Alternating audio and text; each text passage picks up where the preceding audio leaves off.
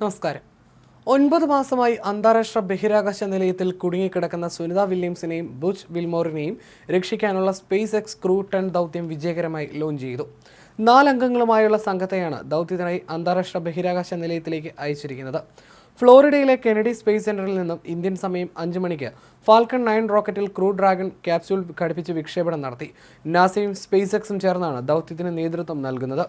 Crew 10 സംഘത്തിൽ നാസയുടെ Anne McClain, Nichole Ayers, ജാക്സയുടെ ടാക്കുയ ഔനിഷി, റോസ്കോസ്മോസിന്റെ കോസ്മോനോട്ട് കിരിൽ പെസ്കോവ് എന്നിവരാണ് ഉൾപ്പെട്ടിരിക്കുന്നത്. ഇവർ മാർച്ച് 15-ന് ബഹിരാകാശത്തെത്തി ഡോക്ക് ചെയ്യും. തുടർന്ന് ക്രൂ 9 സംഘം മാർച്ച് 19-ന് മടങ്ങും.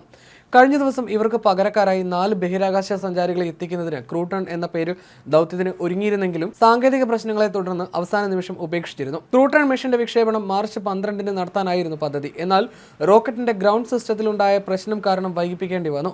പ്രശ്നം പരിഹരിച്ച് മാർച്ച് 15-ന് വിക്ഷേപണം നടത്താനാണ് തീരുമാനിച്ചത്. ബഹിരാകാശ യാത്രികരായ ബുച്ച് വിൽമോർ, സുനിത വില്യംസ് എന്നിവർ ബഹിരാകാശത്ത് കുടുങ്ങിക്കിടക്കുന്നത് രാഷ്ട്രീയ ചർച്ചകൾക്കും ഇടയാക്കി.